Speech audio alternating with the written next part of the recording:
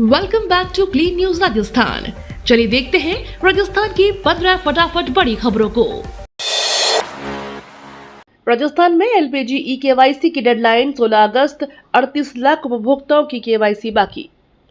राजस्थान में एलपीजी उपभोक्ताओं के लिए ई केवाईसी को लेकर बड़ी खबर सामने आई है।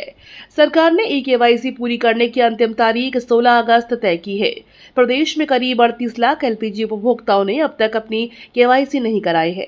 ऐसे उपभोक्ताओं को समय सीमा के भीतर आधार आधारित ई केवाईसी पूरी करानी होगी। उपभोक्ता घर बैठे मोबाइल ऐप के जरिए भी यह प्रक्रिया पूरी कर सकते हैं। इसके अलावा गैस एजेंसी या डिलीवरी एजेंट की मदद से भी केवाईसी कराई जा सकती है।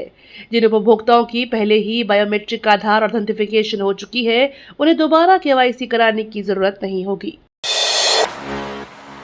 राजस्थान में 7 से 10 अगस्त बदलेगा मौसम। 4 संभागों में भारी बारिश का अलर्ट। राजस्थान में मानसून एक बार फिर सक्रिय होने के संकेत हैं। मौसम विभाग के पूर्वानुमान के अनुसार 7 से 10 अगस्त के बीच प्रदेश के कई हिस्सों में बारिश का दौर देखने को मिल सकता है। भरतपुर, कोटा, जयपुर और अजमेर संभाग के कुछ इलाकों में मध्यम से लेकर भारी और कहीं-कहीं अति भारी बारिश होने की संभावना जताई गई है। मौसम के बदलाव के साथ लोगों को सतर्क रहने की सलाह भी दी गई है। भारी बारिश के चलते क्षेत्रों में जलभराव और यातायात प्रभावित होने की स्थिति बन सकती है। प्रशासन और संबंधित विभाग की मौसम की स्थिति पर नजर बनाए हुए है। सरकारी स्कूलों में बदलेगा पढ़ाई का तरीका। स्किल ट्रेनिंग और व्यवहारिक शिक्षा पर जोर। राजस्थान के सरकारी स्कूलों में पढ़ाई के तरीके में बदलाव की तैयारी है। नई व्यवस्था में केवल किताबी ज्ञान के बजाय विद्यार्थियों को स्किल ट्रेनिंग और व्यवहारिक शिक्षा पर ज्यादा जोर दिया जाएगा। इसका उद्देश्य छात्रों को भविष्य की पढ़ाई, रोजगार और स्वरोजगार के लिए तैयार करना है। स्कूलों में विद्यार्थियों की रुचि और क्षमता के अनुसार कौशल विकसित करने पर फोकस किया जाएगा। शिक्षा व्यवस्था में बदलाव के जरिए बच्चों को जरूरी तकनीकी और व्यवहारिक ज्ञान देने की कोशिश होगी। इससे छात्रों को पढ़ाई के साथ रोजगार की जुड़ी संभावनाओं को समझने और अपनी क्षमताओं को विकसित करने का अवसर मिल सकता है। राजस्थान में 2 करोड़ 55 लाख से ज्यादा लाभार्थियों को 2 करोड़ 18 लाख का मुद्रा ऋण। राजस्थान में प्रधानमंत्री मुद्रा योजना के तहत बड़ी संख्या में लोगों को आर्थिक मदद मिली है। प्रदेश में 2 करोड़ 55 लाख से ज्यादा लाभार्थियों को करीब 2,18,000 करोड़ रुपए का प्रधानमंत्री मुद्रा ऋण स्वीकृत किया गया है। योजना का उद्देश्य छोटे कारोबारियों, स्वरोजगार करने वालों और सूक्ष्म उद्यमों को आर्थिक सहायता उपलब्ध कराना है। मुद्रा ऋण के जरिए लोग अपना कारोबार शुरू करने या मौजूदा व्यवसाय को बढ़ाने के लिए वित्तीय मदद ले सकते हैं। बड़ी संख्या में लाभार्थियों तक योजना का लाभ पहुंचने में रोजगार और स्वरोजगार के अवसर बढ़ने की उम्मीद है। सरकार की ओर से वित्तीय समावेशन पर भी जोर दिया जा रहा है। जयपुर में 2 महीने सख्ती। ड्रोन, हुक्का बार, एयरबीएनबी और डीजे पर नए नियम। जयपुर में अगले 2 महीनों के लिए कई गतिविधियों को लेकर सख्ती बढ़ाई गई है। ड्रोन उड़ाने, हुक्का बार चलाने, एयरबीएनबी के जरिए बुकिंग और डीजे संचालन को लेकर नए नियम लागू किए गए हैं। प्रशासन ने सुरक्षा और कानून व्यवस्था को ध्यान में रखते हुए इन गतिविधियों पर निगरानी बढ़ाने का फैसला किया है। बिना जरूरी अनुमति ड्रोन उड़ाने या नियमों का उल्लंघन करने पर कार्यवाही हो सकती है। इसी तरह हुक्का बार, एयरबीएनबी बुकिंग और डीजे संचालन में भी निर्धारित नियमों का पालन करना जरूरी होगा। जयपुर में रहने वाले और कार्यक्रम आयोजित करने वाले लोगों को नए निर्देशों की जानकारी लेकर ही इन गतिविधियों को करना होगा। ओबीसी आयोग की रिपोर्ट के आधार पर तय होगा पंचायत निकायों में आरक्षण का स्वरूप। राजस्थान में पंचायत और निकाय चुनावों से पहले आरक्षण को लेकर बड़ा अपडेट सामने आया है। पंचायत और निकायों में ओबीसी आरक्षण का निर्धारण ओबीसी आयोग की सिफारिशों के आधार पर किया जाएगा। आयोग की ओर से अपनी रिपोर्ट प्रदेश सरकार को कल सौंपे जाने की तैयारी है। रिपोर्ट में पिछड़ा वर्ग की आबादी और प्रतिनिधित्व से जुड़े आंकड़ों के आधार पर सिफारिशें शामिल होने की उम्मीद है। सरकार रिपोर्ट के आधार पर आगे की प्रक्रिया तय करेगी। आयोग की रिपोर्ट आने के बाद पंचायत और निकाय चुनावों में ओबीसी आरक्षण को लेकर तस्वीर साफ हो सकती है।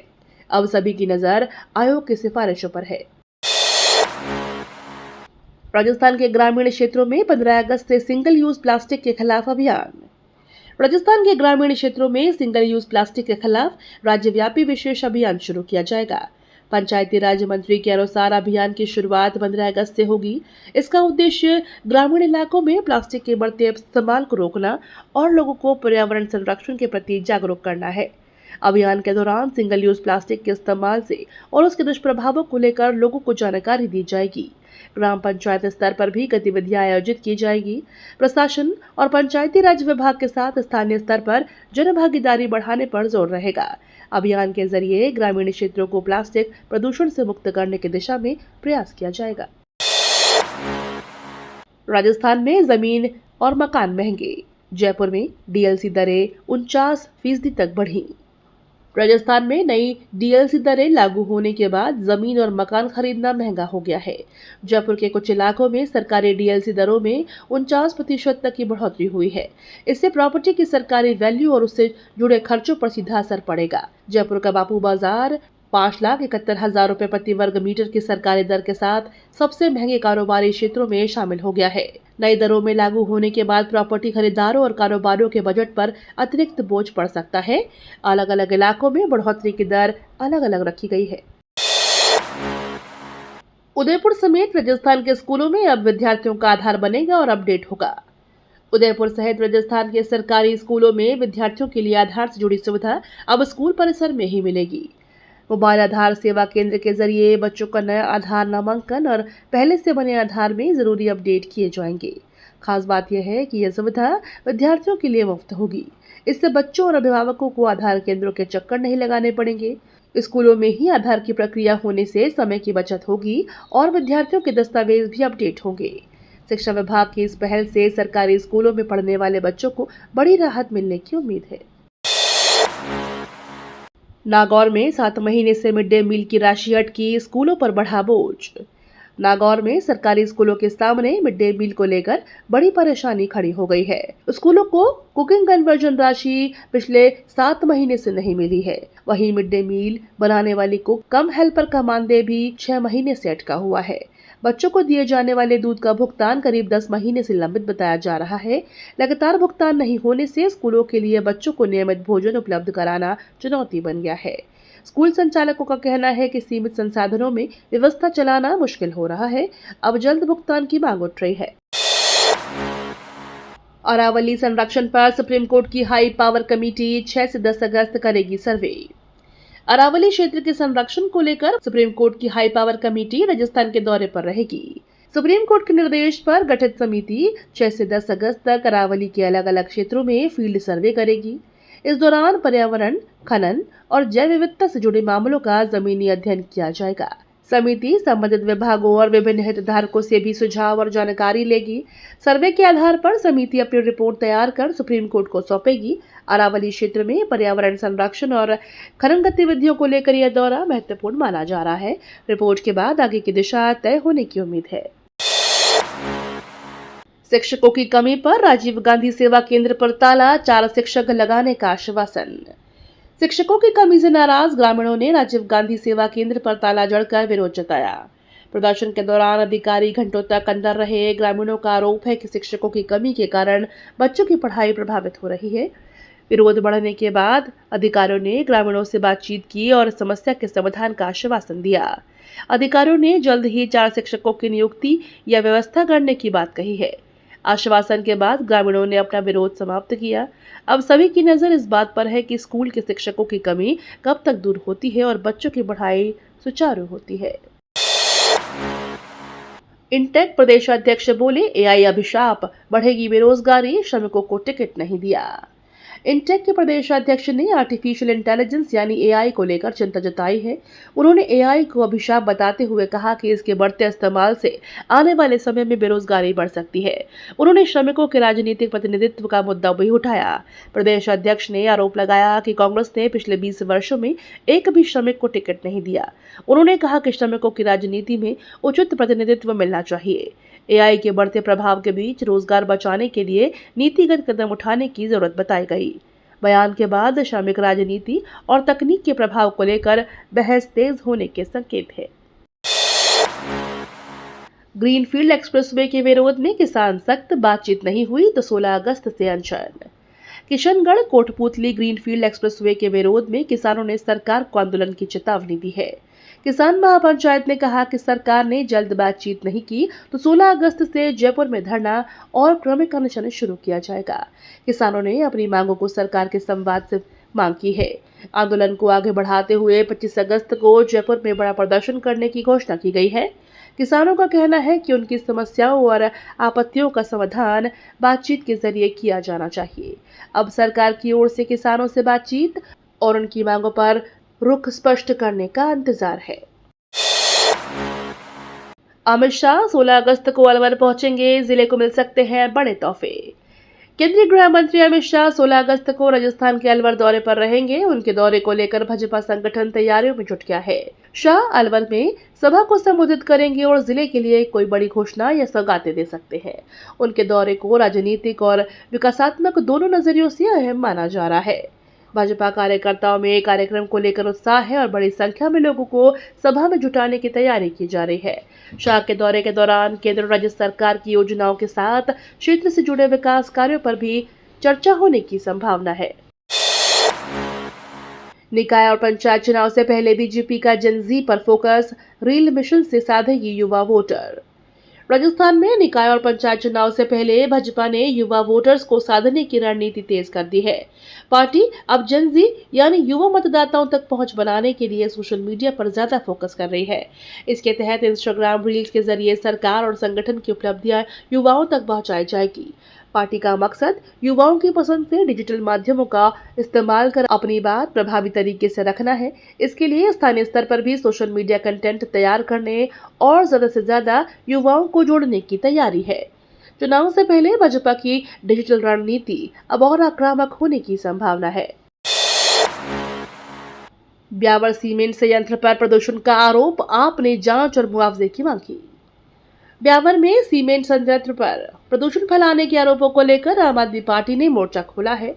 आप नेताओं ने मामले की उच्च स्तरीय जांच कराने की मांग की है।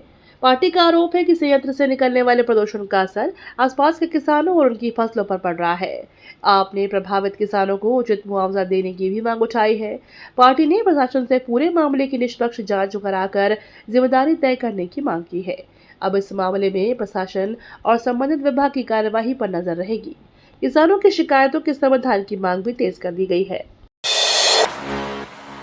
झोटवाड़ा जल भराव पर जनता का अनोखा प्रदर्शन, बोले नाव नहीं अब विकास चाहिए। जयपुर के झोटवाड़ा इलाके में जल भराव की समस्या को लेकर लोगों ने अनोखे तरीके से विरोध जताया। प्रदर्शनकारियों ने सड़क पर भरे पानी के बीच सड़क नहीं नदी बनी जैसे संदेशों के जरिए प्रशासन का ध्यान खींचा है। लोगों का कहना है कि बारिश के बाद इलाके में जल भराव से रोजमर्रा की जिंदगी प्रभावित हो रही है। प्रदर्शन के जरिए लोगों में तंज कसते हुए कहा कि अब नाव नहीं विकास चाहिए। स्थानीय लोगों ने जल निकासी की स्थायी व्यवस्था कराने और सड़क की समस्या दूर करने की मांग की। जनता ने कहा कि हर बारिश में होने वाले जल भराव से राहत के लिए प्रशासन को ठोस समाधान करने चाहिए। हाईवे किनारे जमीन खरीदने वालों को झटका, राजस्थान में 40 मीटर तक निर्माण पर रोक। राजस्थान में हाईवे के किनारे जमीन खरीदने वालों के लिए महत्वपूर्ण खबर है। नए नियमों के तहत हाईवे से जुड़े निर्धारित क्षेत्र में 40 मीटर तक नए निर्माण की अनुमति नहीं होगी। इस फैसले का असर हाईवे किनारे जमीन खरीदने और निर्माण की योजना बना रहे लोगों पर पड़ सकता है। नियमों का उद्देश्य हाईवे की सुरक्षा, यातायात व्यवस्था और भविष्य में सड़क विस्तार से जुड़े मामलों को व्यवस्थित रखना है। जमीन खरीदने से पहले लोगों को संबंधित क्षेत्र से नियम और निर्माण की अनुमति जरूर जांचनी होगी। बिना अनुमति निर्माण करने पर कार्यवाही हो सकती है। ऐसे में हाईवे किनारे प्रॉपर्टी खरीदने वालों को सावधानी बरतने की जरूरत है। गहलोत बोले, कांग्रेस पूरी तरह एकजुट, बहुमत हासिल करने से कोई नहीं रोक सकता। पूर्व मुख्यमंत्री अशोक गहलोत ने कांग्रेस की एकजुटता को लेकर बड़ा दावा किया है। उन्होंने कहा कि पार्टी पूरी तरह से एकजुट है और आगामी चुनाव में कांग्रेस को बहुमत हासिल करने में कोई नहीं रोक सकता। गहलोत ने पार्टी कार्यकर्ताओं और नेताओं के बीच बेहतर तालमेल का भरोसा जताया। उनके बयान को संगठन और आगामी चुनावी रणनीति के लिहाज से महत्वपूर्ण माना जा रहा है। गहलोत ने कहा कि कांग्रेस जनता से जुड़े मुद्दों को मजबूती से उठाएगी और कार्यकर्ता पूरी ताकत के साथ मैदान में उतरेंगे। पार्टी का लक्ष्य प्रदेश में मजबूत जन समर्थन हासिल कर सत्ता में वापसी करना है। सीएम काफिले में झुलसी रेशु गुप्ता का ऐलान, वीआईपी मूवमेंट के खिलाफ आंदोलन की तैयारी। सीएम काफिले के दौरान झुलसी रेशु गुप्ता ने अब वीआईपी मूवमेंट के खिलाफ आंदोलन शुरू करने का ऐलान किया है।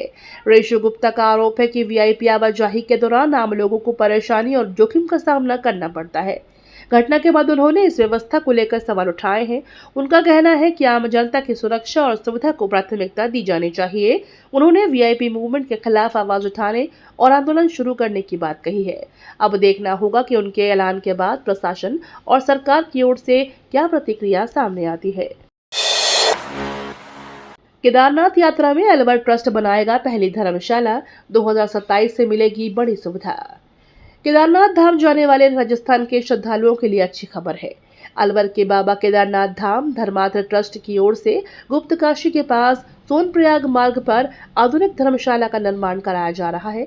यह धर्मशाला केदारनाथ यात्रा मार्ग पर ट्रस्ट की पहली बड़ी सुविधा होगी। इसे 2027 की यात्रा शुरू होने से पहले तैयार करने का लक्ष्य रखा गया है। धर्मशाला में सैकड़ों श्रद्धालुओं को किफायती और सुरक्षित ठहरने की सुविधा मिलने की उम्मीद है। यात्रा के दौरान यात्रियों को रहने की समस्या से राहत मिलेगी। ट्रस्ट की इस पहल से राजस्थान समेत देश भर से आने वाले श्रद्धालुओं को फायदा मिलेगा। दिल्ली जाने वाले यात्री ध्यान दें, 70 दिन दिल्ली कैंट नहीं रुकेगी 13 ट्रेनें। दिल्ली जाने वाले राजस्थान के रेल यात्रियों के लिए जरूरी खबर है। दिल्ली कैंट रेलवे स्टेशन के पुनर्विकास कार्य के चलते करीब 70 दिनों तक राजस्थान से जुड़ी 13 ट्रेनों का यहां ठहराव नहीं होगा। उत्तर पश्चिम रेलवे के मुताबिक स्टेशन के प्लेटफॉर्म नंबर 2 और 3 के बुनियादी ढांचे को अपग्रेड करने के लिए ट्रैफिक ब्लॉक लिया जाएगा। इस दौरान यात्रियों को अपने सफर की योजना बनाते समय ट्रेन के ठहराव और वैकल्पिक स्टेशनों की जानकारी जरूर देखनी होगी। रेलवे ने यात्रियों से यात्रा के पहले संबंधित ट्रेन का अपडेटेड शेड्यूल जांचने की अपील की है। शुभम रेवाड़ ने पानी त्यागा, एसएमएस अस्पताल का इलाज ठुकराया, सरकार को ठहराया जिम्मेदार। शुभम रेवाड़ ने अपनी मांगों को लेकर पानी त्यागने का फैसला किया है। उन्होंने एसएमएस अस्पताल में इलाज कराने से भी इनकार कर दिया है। शुभम ने लिखित संदेश के जरिए कहा कि अगर उनके साथ कोई अनहोनी होती है तो इसके लिए सरकार जिम्मेदार होगी। उनके इस फैसले के बाद मामले को लेकर चिंता बढ़ गई है। उन्होंने अपनी मांगों को लेकर सरकार पर दबाव बनाने का रास्ता अपनाया है। इलाज से इनकार और पानी त्यागने के फैसले के बाद प्रशासन के सामने स्थिति संभालने की चुनौती है। अब सरकार की ओर से बातचीत या समाधान को लेकर क्या कदम उठाया जाता है, इस पर नजर रहेगी। झालावाड़ में हिस्ट्री शीटर के 22 बीघा सरकारी जमीन से अतिक्रमण पर चला बुलडोजर। झालावाड़ जिले में संगठित अपराध और हिस्ट्री शीटरों के खिलाफ प्रशासन की कार्रवाई जारी है।